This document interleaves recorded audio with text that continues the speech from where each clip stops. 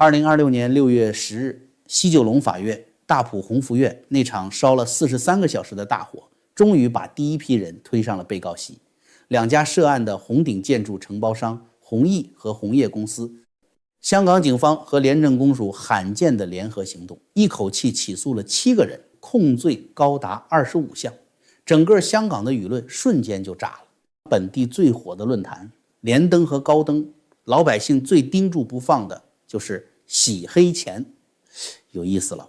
您想啊，世界任何一个地方，一个失火案顶多起诉一个误杀罪，也就是过失杀人。什么时候连洗黑钱、逃税、串谋诈骗都一块端上法庭了？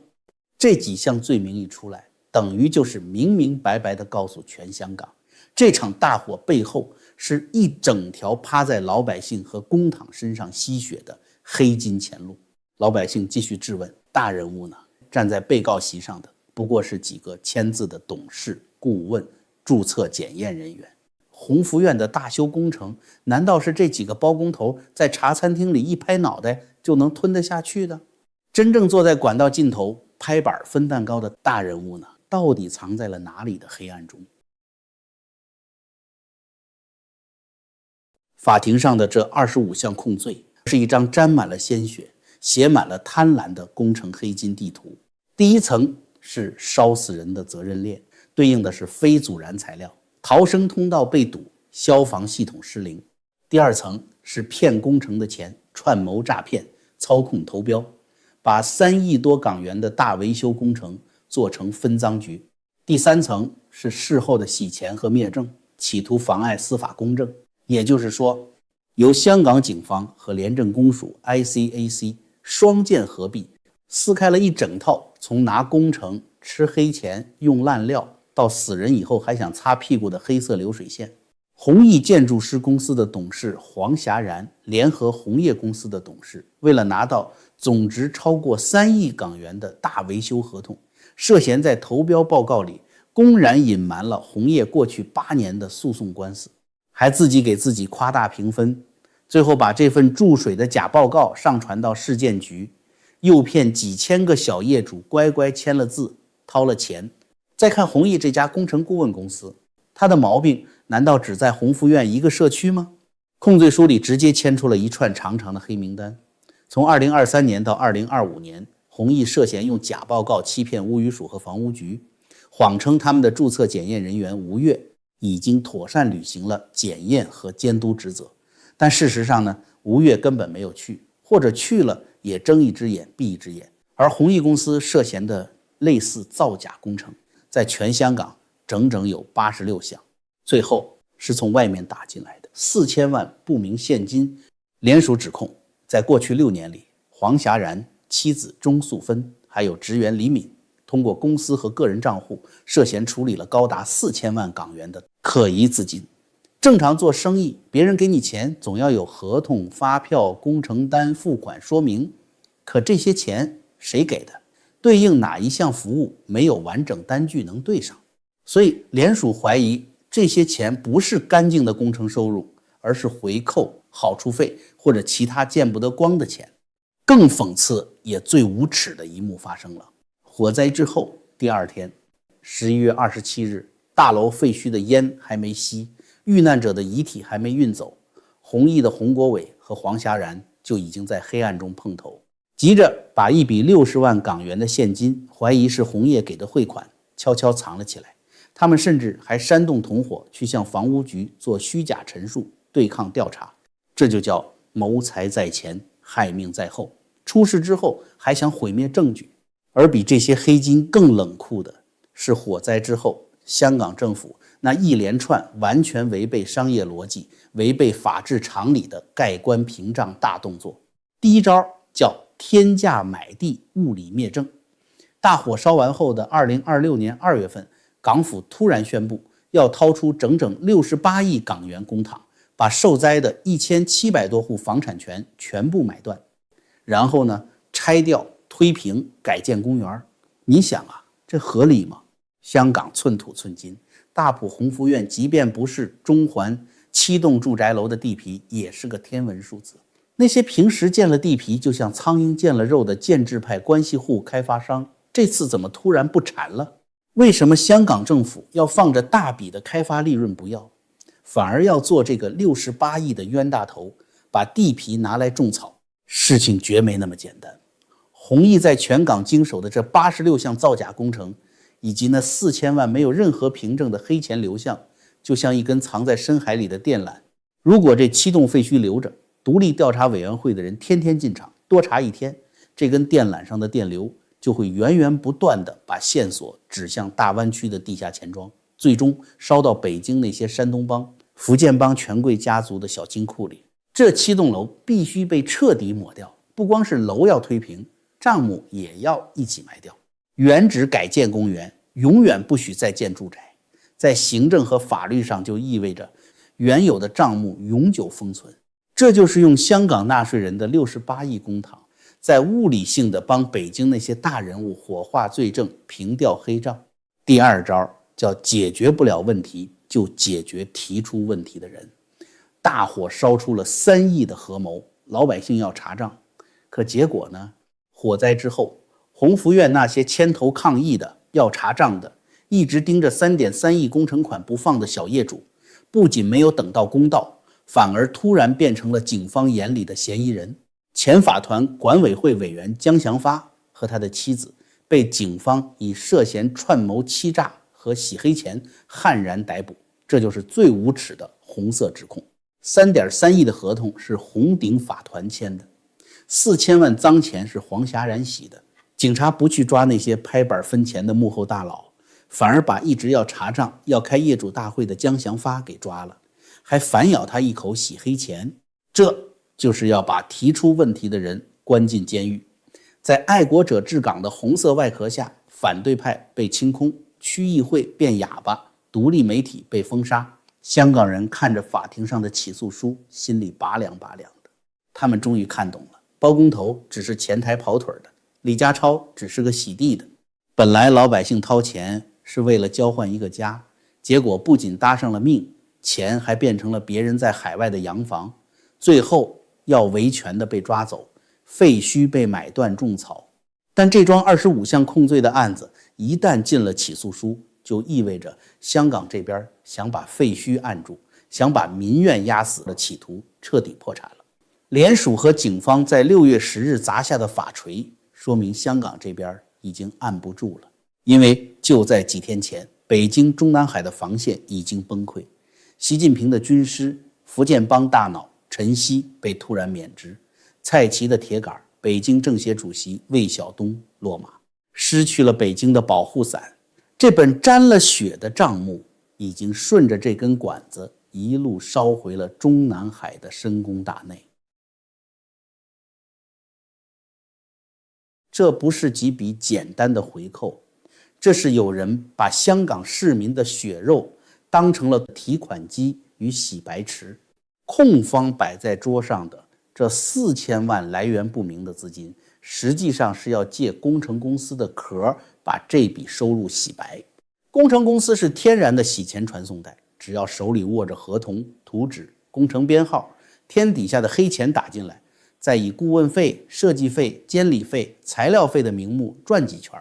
最后他就有机会从黑钱变成看起来干干净净、能进银行、能过审计，还能继续转出去的合法收入。弘毅这类公司最吓人的地方在于，它可能是一台洗钱机器。这也解释了为什么控罪书一扯就不是一个鸿福苑，而是牵出86项楼宇维修工程。86项，这不是一次撞大运，这是一条长期使用、稳定运转的工程通道。鸿福苑只是这条通道上最惨烈的一次暴雷。所以这4000万不明资金应该问的是，这些钱是谁打进来的？洗白之后又要转到哪里去？马兴瑞在新疆那套贪腐盘子有多大？新疆有维稳经费，有国资资源，有能源项目，有工程项目，有地方财政。那里面出来的钱不可能一大笔一大笔直接打到海外账户，太扎眼，太容易被查。怎么办？只能化整为零，一笔拆成10笔，10笔拆成100笔，通过工程公司，通过承包商，通过材料采购，通过顾问费、检测费、分包款、虚假发票，一点点洗出来。所以鸿福院这4000万不明资金真正的意义不在于它是不是马兴瑞那一笔，而在于它揭露了一种模式。工程公司不是简单吃回扣的地方，而是权贵黑钱化整为零、分批洗白的壳子。可是流水线要运转，首先得有庞大而合法的工程资金做底子，这个装脏钱的壳必须够大。要撑起如此庞大的信用额度，最快、最暴力、最没有后顾之忧的方法，就是直接在香港升斗小民身上敲骨吸髓。1983年入伙的居屋大埔鸿福院，42年楼龄，本来只是寻常百姓家，从2016年起，它就被强行塞进了强制验楼的行政程序。到了2024年1月，大维修方案在法团手里强行通过，金额高达令人瞠目结舌的3.3亿港元，摊到8座1984户业主头上，每家每户要拿出16万到18万港元。2024年6月3日，缴款通知书如飞刀般拍在每个小业主的脸上，10个月分6期交齐，平均每2个月就要拿出2-3万现金。很多临近退休甚至靠宗源过活的老人根本拿不出这笔天降巨款。通知书上写的冷酷无情，迟交欠交，引起损失的责任全由业主承担。紧接着律师函会上门，追讨程序启动，最后由土地注册处直接给你来一张丁契，你的房子从此卖不了，抵押不了，一辈子都别想得安生。这哪里是在修楼，这分明是披着法律外衣的公开抢劫，拿老百姓的棺材本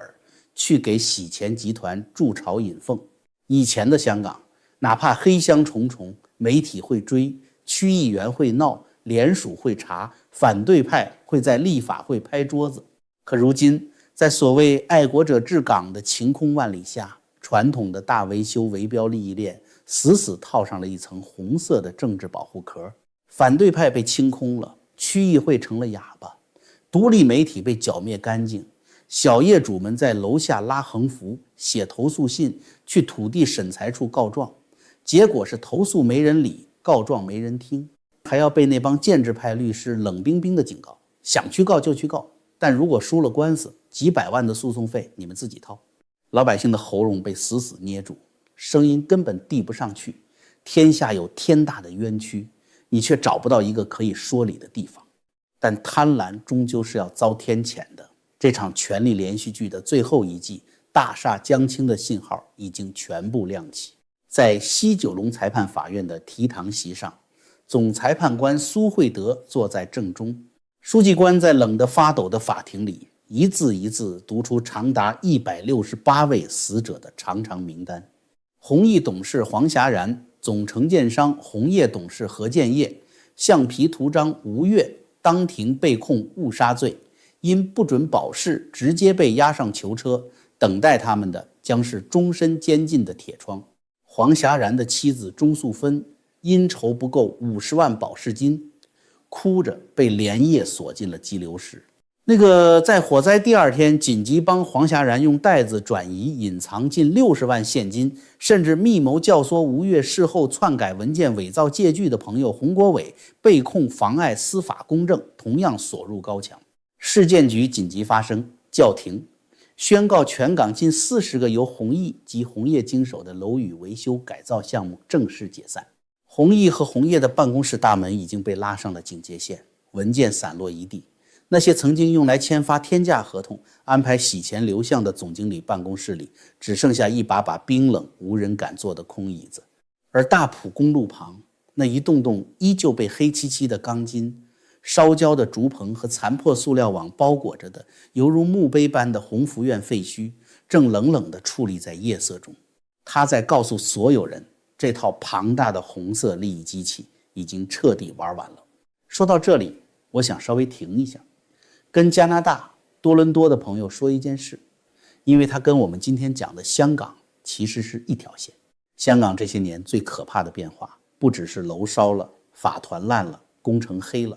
而是一个地方原本还能说话、还能追问，还能保留一点自由空气，最后被一步一步压到窒息。而中共最怕的也从来不只是政治反对，他更怕人还记得自己从哪里来，怕人还记得真正的中华文化，怕人还知道什么叫善，什么叫美，什么叫不向恐惧低头。所以我想特别提醒多伦多和安省的朋友，神韵艺术团今年6月会重返多伦多四季中心剧院，而且这是2026年全球巡演的最后5场。今年这件事还很不一样，年初神韵在多伦多的演出曾经遭遇炸弹威胁，剧院一度取消演出，但后来警方调查认定，这些威胁并不可信，本质上就是恐吓、骚扰，就是想让人害怕，让人不敢去看一台复兴中华传统文化的演出。可是结果呢？多伦多的观众、社区人士、普通加拿大人站出来了，他们说我们不怕，我们支持神韵回来。所以这一次演出继续，主办方和四季中心也会有金属探测门、警犬搜查，现场警察和专业保安，观众可以安心入场。朋友们，6月25日到28日，多伦多四季中心全球最后5场。如果你在多伦多或者你在安省，我真的建议你去看看。这不只是一场演出，它也是一次见证。中共可以烧掉很多东西，可以封住很多声音，但它封不住真正的文化，也吓不倒自由世界里愿意站出来的人。票务可以去先映.com 查找，使用推广码 SY2026 可以免去服务费。好，我们回到今天这场香港大火，因为这场火烧到最后已经不只是香港本地工程黑幕了，它开始一路烧回中南海。2024年7月，老习中风，张幼霞联手胡锦涛夺取军权，大举清洗31军。2025年11月28日，就在鸿福苑大火后的第2天，北京政治局会议上，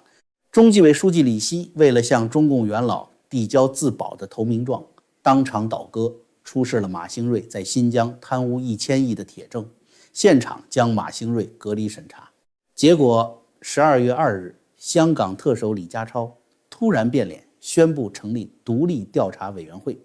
在1月6日强行接管红底法团。